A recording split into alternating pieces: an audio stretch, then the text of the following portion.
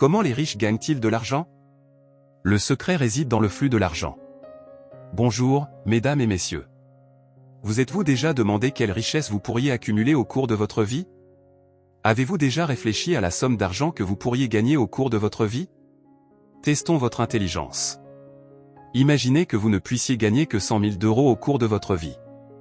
Comment changer votre destin et gagner plus? Si vous ne trouvez pas la réponse, il n'y a qu'une seule raison, c'est que vous ne comprenez pas l'argent. Aujourd'hui, je vais révéler quelques vérités sur le marché des capitaux. Ces vérités pourraient offenser certaines grandes entreprises. Cela pourrait même affecter certains pays, alors je vais parler avec tact, mais suffisamment pour que tout le monde comprenne. La première chose à retenir, ne pensez jamais à posséder de l'argent, car l'argent ne vous appartient jamais vraiment. L'argent appartient toujours à votre pays. Ce que nous devons faire, c'est trouver tous les moyens légaux pour mettre de l'argent dans nos poches, puis le faire circuler et travailler pour nous. Tant que vous comprenez que l'argent ne vous appartient pas, vous pourrez changer votre destin et la richesse ne connaîtra jamais de limite. Je pense que ceux qui me suivent ont une certaine perception à ce sujet. Vous rendez-vous compte que les riches détestent vraiment garder de l'argent liquide entre leurs mains? Par exemple, aujourd'hui, j'ai vendu des actions et réalisé un bénéfice. Mais si cet argent restait dans ma main, je me sentirais mal à l'aise. On dirait des joueurs, n'est-ce pas? La frontière entre riches et joueurs est mince. La seule différence est que les joueurs utilisent leur argent pour jouer, tandis que les riches l'utilisent pour acheter des actifs et générer des revenus passifs. Pourquoi n'aimons-nous pas garder de l'argent liquide? Certains diront que les entreprises ont besoin de liquidité, n'est-ce pas? Le plus important pour une entreprise n'est pas la trésorerie, mais les flux de trésorerie. Savez-vous que la différence entre ces deux concepts n'est pas simple? Avez-vous déjà entendu parler de l'argent mort? L'argent qui ne circule pas toujours est de l'argent mort. Par exemple, certains parents travaillent dur toute leur vie pour économiser chaque centime pour leurs enfants, mais à leur mort, cet argent est utilisé et, à ce moment-là, l'argent qui suffisait à acheter une maison ne sert plus qu'à acheter des toilettes. Tout cela à cause de l'inflation. Si vous ne savez pas comment augmenter la valeur de l'argent, si vous ne savez qu'épargner, chaque jour qui passe, votre argent perd une partie de sa valeur. Cela vous paraît exagéré? Sortez votre portefeuille et regardez les billets qu'il contient. Est-ce votre nom dessus? Non, c'est le nom de votre pays. Alors, qui décide de sa valeur? Vous ou votre pays? Je vous le dis, ce n'est pas vous, ni entièrement votre pays. Aujourd'hui, je ne parle pas de théories économiques superficielles sur l'inflation. Je veux révéler la vérité qui se cache derrière. J'ai interrogé un jour un directeur de banque d'investissement, un véritable requin de la finance, et j'ai compris comment les riches transforment l'argent mort en argent vivant, et comment ce monde profite aux dépens des gens ordinaires. Je l'ai déjà dit, je ne sais pas qui ce discours offensera, alors je vous conseille d'aimer, car vous risquez de ne plus retrouver cette vidéo. Je tiens également à souligner que cette chaîne a été créée pour partager des informations sur la façon de devenir riche, de devenir entrepreneur et de devenir riche financièrement. Pour ne rien manquer de ces informations importantes, abonnez-vous à ma chaîne et activez la cloche de notification dès maintenant. Je vais partager une connaissance pratique.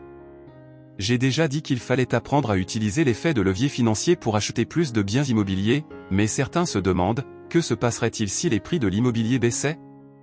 Que se passerait-il si je n'avais pas assez d'argent pour rembourser mes dettes? Laissez-moi vous raconter une histoire, bien que très simple, qui peut aider certains à mieux comprendre. Il y avait un employé de banque. Son fils demanda, « Papa, cette banque n'est pas à toi, alors pourquoi gagnes-tu autant d'argent simplement en étant employé ?» Le père dit, « Va au réfrigérateur et prends un morceau de viande. » Le fils obéit docilement. Après cela, le père dit, « Maintenant, remets ce morceau de viande au réfrigérateur. » Le fils se sentit mal à l'aise, mais fit quand même ce que son père lui avait dit. Il dit immédiatement, « Papa, tu te moques de moi ou est-ce que j'ai dit quelque chose qui t'a contrarié ?» Le père sourit et dit, « Non, papa te donnait juste la réponse. » Le fils répondit avec colère, « Papa m'a juste dit de faire des allers-retours. » Le père sourit et dit, « Regarde ce que tu as sur la main. » Le fils se réveilla brusquement. Je ne sais pas si tout le monde comprend. Mais pourquoi les riches empruntent-ils toujours de l'argent? C'est pour que l'argent circule sans cesse entre leurs mains. Vous avez compris? Oh non, il faut juste que l'argent circule continuellement entre nos mains. On fera toujours des profits. Mais ne vous méprenez pas.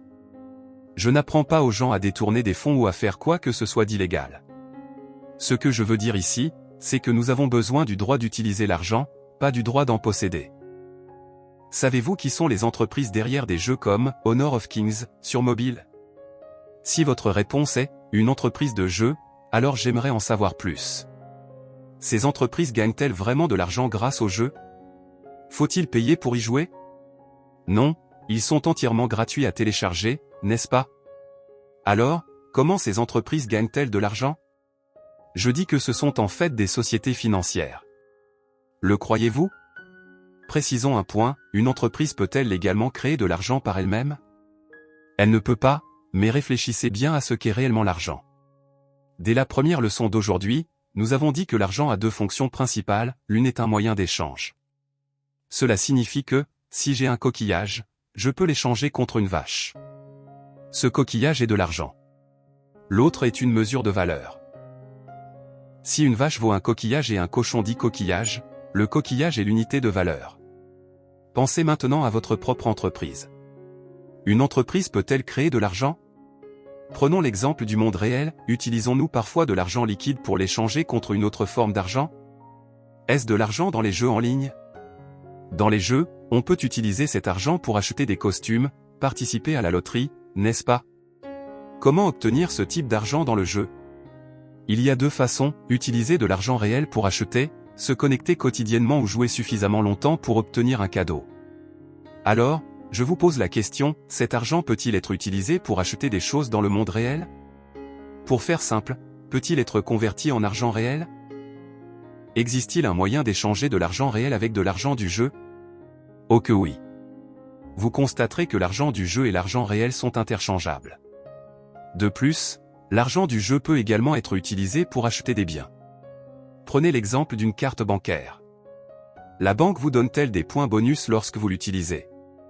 Ces points bonus sont en fait de l'argent à la fin de l'année. Peut-on utiliser ces points pour échanger des cadeaux? S'il y en a suffisamment, vous pouvez les échanger contre un appartement légalement. C'est tout à fait possible. La question est donc de savoir si une entreprise peut créer sa propre monnaie, quelle que soit sa forme, tant qu'une communauté lui fait confiance et l'utilise pour les échanges. Alors, est-ce de l'argent? Oui. Et cela a existé.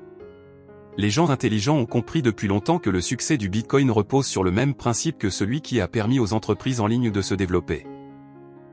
Tout dépend d'un seul facteur, le nombre de personnes qui lui font confiance. Plus les gens lui font confiance, plus sa valeur est élevée. À notre époque, si vous êtes entrepreneur et que vous n'avez même pas 5000 abonnés, comment pouvez-vous créer une entreprise?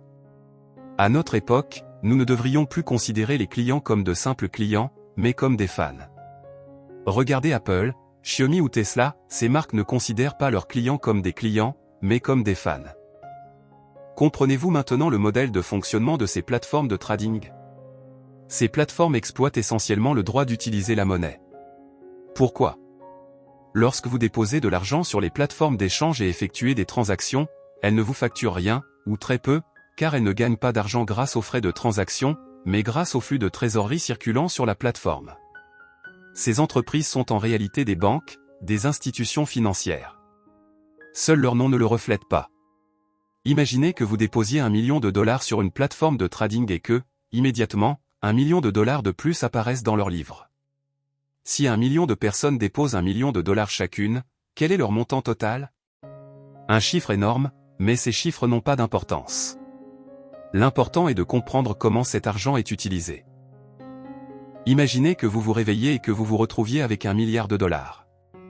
Des personnes plus ignorantes le déposeront à la banque avec 2% d'intérêt et penseront avoir $20 millions par an. Mais si les sociétés financières avaient une équipe d'experts en investissement, combien gagneraient-elles avec cet argent? C'est la raison pour laquelle je dis toujours que tous les riches trouvent des moyens de conserver leur liquidité puis de les investir à l'extérieur, car ils en tirent profit. Ils jouent avec l'effet de levier financier. Vous comprenez cela. Mais lorsque vous êtes un simple particulier et non une institution financière, vous devez également trouver un moyen de relancer vos liquidités au lieu de les laisser stagner à la banque et devenir de l'argent mort. Parce que l'argent que vous avez durement gagné, lorsqu'il reste à la banque sans être utilisé, est simplement emprunté par d'autres pour générer plus d'argent. Si vous écoutez attentivement ce point, vous comprendrez comment tirer parti des outils financiers pour optimiser votre trésorerie. Je souhaite vous présenter un livre de Robert Kiyosaki, auteur de « Papa pauvre ». J'en ai déjà parlé, mais aujourd'hui, je souhaite partager un PAN important de l'histoire liée à l'Amérique. Ce qui est étonnant, c'est qu'à ce jour, beaucoup de gens l'ignorent, ou certains le savent, mais ne comprennent pas son influence sur nos vies et ne savent pas comment y remédier. Cela me laisse extrêmement perplexe. Si vous voulez devenir plus fort, la première chose à faire est d'étudier les personnes les plus fortes du monde et l'un des pays les plus puissants du monde, l'Amérique, et pourquoi elle est si puissante. J'ai déjà mentionné le célèbre dicton de la famille Rothschild. Celui qui contrôle la monnaie détient la majeure partie du pouvoir mondial. Tout amateur d'histoire doit savoir à quoi ressemblait l'Amérique avant qu'elle ne traverse un événement important et ne s'empare de plus de la moitié des richesses mondiales. En termes simples, à une certaine époque, nous, les humains, utilisions ce qu'on appelle l'or dans le cadre de nos échanges commerciaux et de notre éducation financière.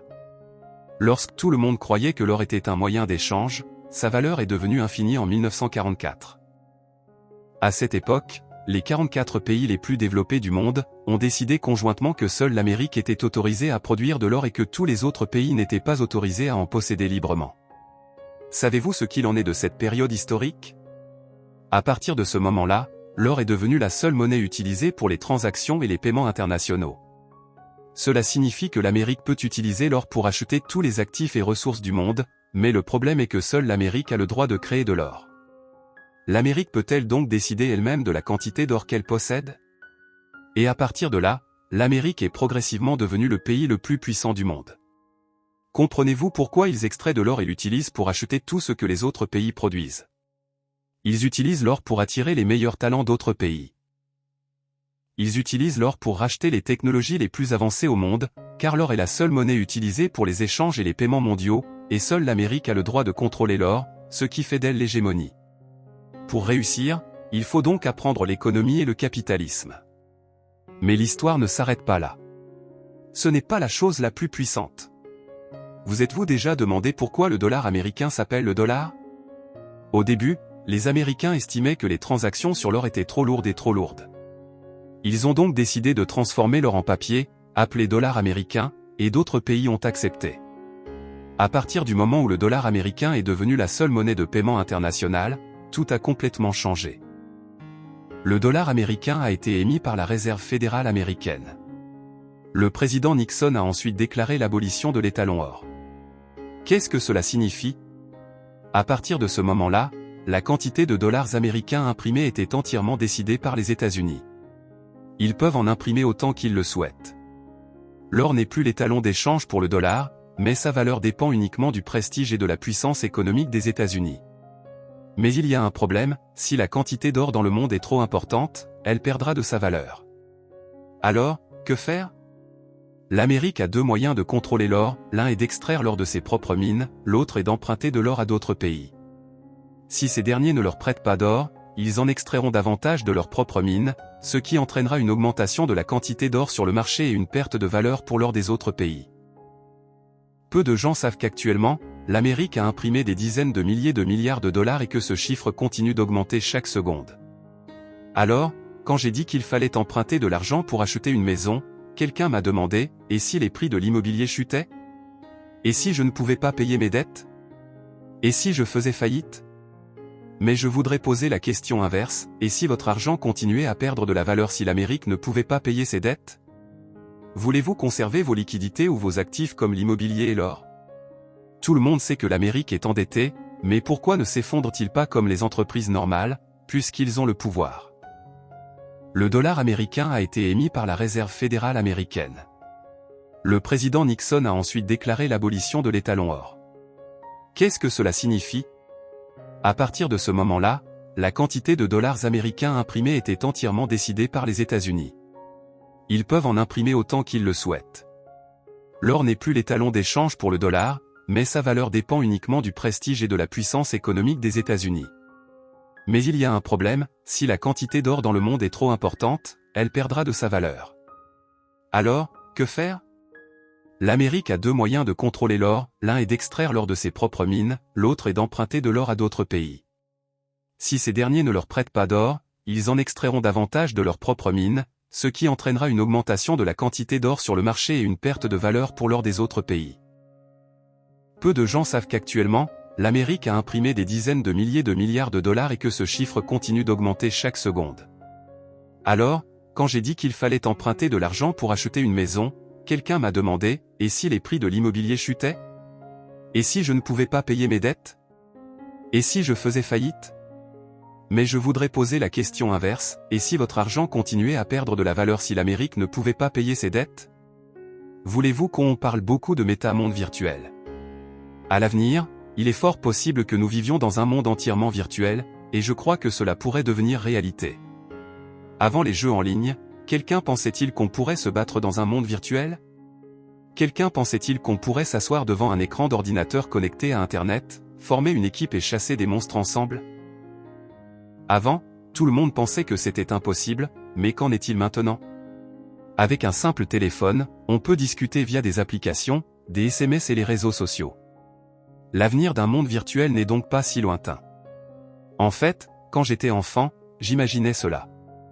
Peut-être parce que je regardais des dessins animés, j'imaginais que notre monde réel, même s'il n'y avait pas de Pikachu ni de mutants, pourrait, dans un monde virtuel, participer à des combats de Pokémon magiques. Bon, je m'éloigne un peu du sujet. Ce que je veux dire, c'est que les jeux en ligne ont leur propre monnaie. Alors, quelle monnaie utilisera le monde virtuel à l'avenir? Sera-ce toujours le dollar américain? Si ce n'est pas le dollar américain, qu'adviendra-t-il des États-Unis?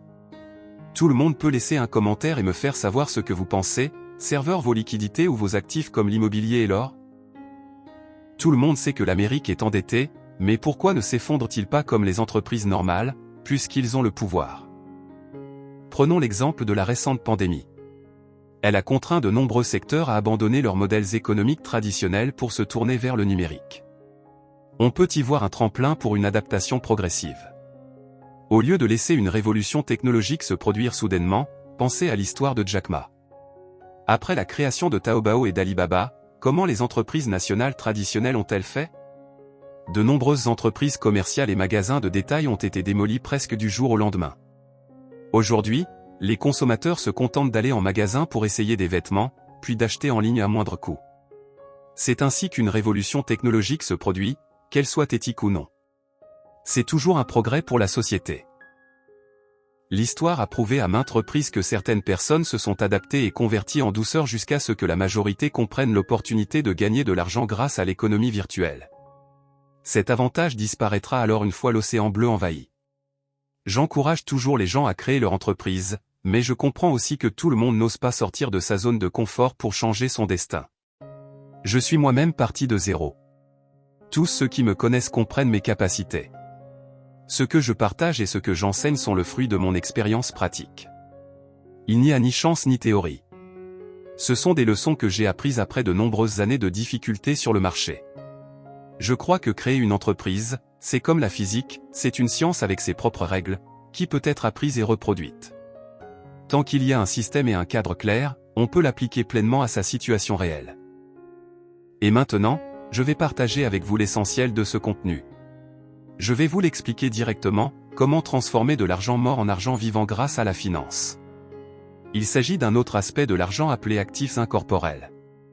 Le terrain est un type d'actif incorporel. Certains diront que c'est faux. Le terrain est un actif tangible car tout le monde peut le voir, mais je vais vous révéler un secret concernant le rapport financier, le terrain devrait être comptabilisé comme un actif incorporel. Pourquoi? Ceux qui me suivent depuis assez longtemps doivent connaître la réponse. Car ce que vous achetez est en réalité le droit d'utiliser le terrain, et ce droit, ce sont des actifs incorporels. Vous comprenez? Pourtant, le terrain ou la maison que vous achetez ne vous appartient pas réellement, mais appartient à l'État. Beaucoup de gens l'ignorent, mais se précipitent quand même pour acheter une maison. Vous essayez de vérifier si vos droits d'utilisation du terrain sont limités dans le temps. Dans ce monde, à l'exception de ce que vous mangez, tout le reste ne vous appartient pas réellement. C'est la plus grande vérité de ce monde. Il vous faudra peut-être du temps pour l'accepter. À partir de maintenant, ne pensez plus à posséder quelque chose, mais à comment l'utiliser. L'amour est pareil, n'essayez pas de posséder ou de contrôler l'autre, mais je vais un peu loin. Revenons au sujet principal, comment transformer de l'argent mort en argent vivant. Écoutez attentivement. Imaginez que j'ai 10 millions de dollars et que j'utilise cet argent pour acheter un terrain au nom de mon entreprise. Et vous avez également 10 millions de dollars, mais vous les laissez sur le compte bancaire de votre entreprise. Votre avantage est que votre trésorerie est très flexible, vous pouvez la retirer et la dépenser à tout moment. Mais qu'en est-il des liquidités? S'apprécient-elles ou se déprécient-elles? Bien sûr, elles se déprécient, car les taux d'intérêt bancaires sont trop bas. Et moi, même si le terrain que j'ai acheté n'est pas liquide, je ne peux pas en retirer d'argent immédiatement. Mais si le prix du terrain augmente, je peux procéder à une réévaluation de l'actif. Supposons que la première année, le terrain soit évalué à 10 millions de dollars. La deuxième année, le prix du terrain passe à 20 millions de dollars. La troisième année, il passe à 40 millions de dollars. Comment cette augmentation est-elle comptabilisée? Conformément à la réglementation, la plus-value de l'actif sera incluse dans le bénéfice, comprenez-vous? 3 ans plus tard, mon entreprise peut être cotée en bourse. Pourquoi est-ce connu? Parce que son chiffre d'affaires augmente de 100% par an. Pourquoi augmente-t-il de 100% alors que le prix du terrain double chaque année? Et vous? On laisse 10 millions de dollars sur un compte bancaire après 3 ans, et cela reste 10 millions de dollars, c'est de l'argent mort. Certains se demanderont, est-il vrai que les marchés financiers ne se soucient pas du montant réel des capitaux d'une entreprise? Pourquoi? Sur les marchés financiers, la seule chose qui les intéresse, c'est le rapport financier. Lorsque l'argent devient un actif, sa valeur change radicalement, et ce n'est pas le plus important. Pourquoi j'encourage les gens à créer une start-up et à devenir leur propre patron? Pour une raison simple, dans ce monde, les règles du marché des capitaux sont toujours fixées par les capitalistes. Les pauvres ne sont jamais avantagés. On pense que les milliardaires comme Warren Buffett paient beaucoup d'impôts. Ils gagnent beaucoup, donc ils paient beaucoup, n'est-ce pas? Mais pourquoi dit-on partout que des milliardaires comme Buffett, Bill Gates ou le président américain Donald Trump dorment très peu? Trump a répondu un jour, nous avons de la sagesse. Laissez-moi vous raconter une histoire vraie, vous comprendrez tout de suite. Il y a un homme d'affaires, je ne peux pas le nommer, qui a dépensé 50 millions de dollars pour acheter un tableau. La presse et les médias ont rapporté qu'il avait acheté ce tableau à titre personnel, mais la grande différence réside dans le fait qu'acheter au nom d'un particulier et acheter au nom d'une entreprise sont deux choses complètement différentes. Si une entreprise dépense 50 millions de dollars pour acheter un tableau, comment celui-ci sera-t-il comptabilisé comme une immobilisation corporelle? Pourquoi acheter un tableau? Selon la réglementation, les immobilisations corporelles peuvent être amorties sur 5 à 8 ans. Supposons que nous prenions le niveau le plus bas de 5 ans, ce qui signifie que la valeur du tableau diminuera de 10 millions de dollars chaque année dans les livres comptables. C'est ce qu'on appelle l'amortissement.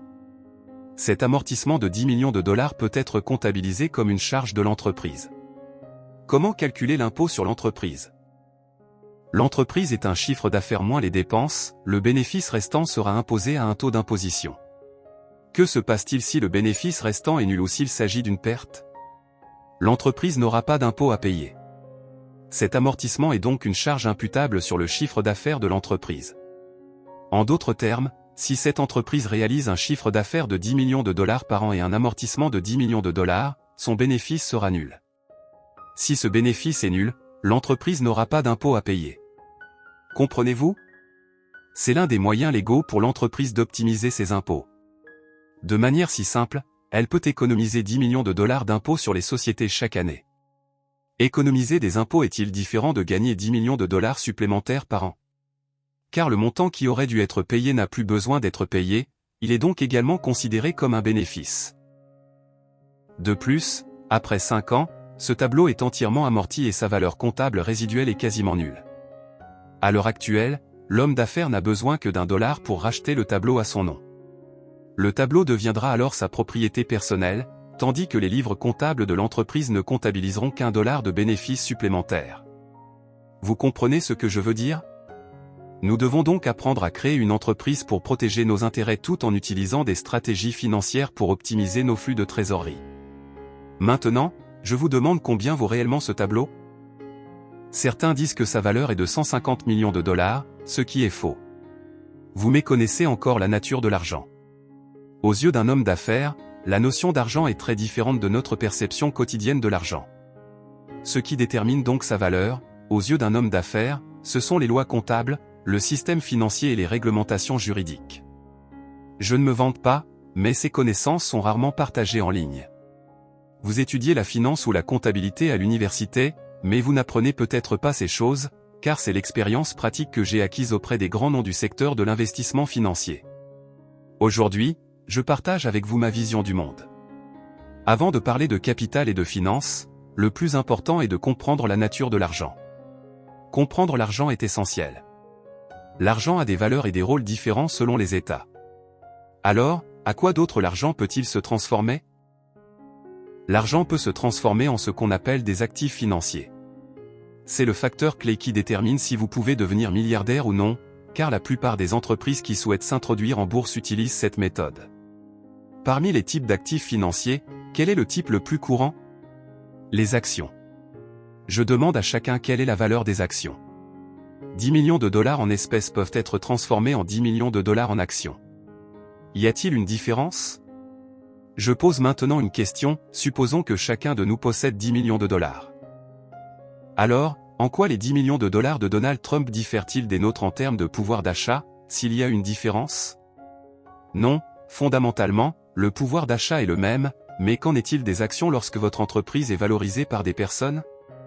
Nous utiliserons différentes méthodes, telles que la méthode du coût et la méthode des flux de trésorerie actualisés, pour évaluer la valeur de l'entreprise. Supposons que votre entreprise possède 10 millions de dollars d'actifs et soit valorisée à 10 millions de dollars en actions. Qu'est-ce que cela signifie sur le marché boursier américain? Une action ne peut valoir qu'1 dollar. Vous ne comprenez toujours pas pourquoi. Je veux juste que tout le monde réfléchisse à une chose. La valeur des actions de l'entreprise doit-elle être de 10 millions de dollars dans les livres comptables de l'entreprise? Les actifs sont de 10 millions de dollars, la valeur en espèces est également de 10 millions de dollars. Mais supposons que nous mettions cette entreprise sous le nom de Donald Trump. Selon vous, cette entreprise peut-elle être immédiatement valorisée à 100 milliards de dollars? Il n'est pas certain que chaque action vaille 1000 dollars. En effet, lorsque Trump lèvera des capitaux, tout le monde se disputera les investissements dans son entreprise. C'est pourquoi la réputation du propriétaire de l'entreprise est si importante. Le monde est une question d'argent. Par exemple, un modèle économique courant consiste à créer une entreprise dans sa région. Imaginons que vous viviez à New York et que vous dépensiez 10 millions de dollars pour y créer une entreprise. Si vous parvenez à contacter Elon Musk de Tesla, il pourrait vous proposer un accord commercial totalement différent. Je vous conseille absolument de ne pas placer la totalité de ces 10 millions de dollars à votre nom. Je vous aiderai à trouver une entreprise capable de détenir 8 millions de dollars. Ce service s'appelle la représentation en actions. Connaissez-vous ce terme? Vous pourriez être surpris et vous demander pourquoi je dois lui poser la question, mais Elon Musk vous dira, chaque année, je vous facture 3 à 5 millions de dollars de frais de service, ce qui signifie que vous devez me verser entre 300 000 et 400 000 dollars par an. Il y a également 8 millions de dollars supplémentaires à investir, alors je vous aide à trouver une organisation capable de vous représenter en actions. Pourquoi cette personne a-t-elle fait cette affaire? C'était censé être mon entreprise, mais au final, je n'ai conservé que 1 à 2 millions de dollars, le reste étant donné à Elon Musk pour qu'il trouve une autre entreprise à représenter. Ensuite, je devais lui verser 300 000 à 400 000 dollars par an. Pourquoi faire cela? La raison est très simple. Si cette entreprise représentative s'appelle Apple, la structure du capital de votre entreprise sera la suivante, Apple détient 80% et vous en gardez 10%. Mais le savez-vous? En réalité, Apple ne se soucie pas de gérer cette entreprise. Pourquoi faites-vous cela? Savez-vous que si Apple enregistre votre entreprise dans une ville dynamique comme New York, combien d'avantages recevrez-vous? Si une entreprise réputée investit dans votre entreprise, d'autres investiront-elles dans la même entreprise? Bien sûr que oui. Car en investissant dans votre entreprise, ils pourront se vanter de ma collaboration avec Apple. Comprenez-vous? Ne pensez jamais que la valeur de l'argent est fixe. Lorsque vous convertissez de l'argent en actions, sa valeur évolue. Tous les exemples ci-dessus ne sont que des suppositions, mais si vous ne comprenez toujours rien après avoir regardé cette vidéo, ce n'est pas grave. L'important est de se rappeler que l'argent, s'il est simplement dans votre poche ou sur votre compte bancaire, est de l'argent mort. N'essayez jamais de le conserver, car il ne vous appartient jamais vraiment. Ce dont nous avons besoin, c'est du droit d'utiliser l'argent. Ce n'est que lorsque vous le retirez de vos mains qu'il vous appartient réellement. Mais retirer de l'argent ne signifie pas le gaspiller. Si vous êtes déjà très riche, vous pouvez dépenser de l'argent pour profiter de la vie, mais si vous n'avez rien, vous devez savoir comment convertir votre argent sous une autre forme. Par exemple, actifs corporels, actifs incorporels, actifs financiers, actifs réels ou non. Le plus important est d'utiliser l'argent pour investir dans la connaissance, car votre cerveau est votre plus grand atout. En raison du temps limité, nous nous arrêterons ici. Nous partageons des informations gratuites sur la façon de devenir un riche homme d'affaires, un investisseur et d'atteindre la liberté financière. Si vous ne voulez pas le manquer, suivez notre chaîne, activez les notifications et partagez cette vidéo. Je vous souhaite sincèrement, à vous qui avez soutenu cette vidéo, d'atteindre bientôt la liberté financière. Juste une ou deux phrases dans cette vidéo peuvent vous aider dans votre vie, je serai satisfait.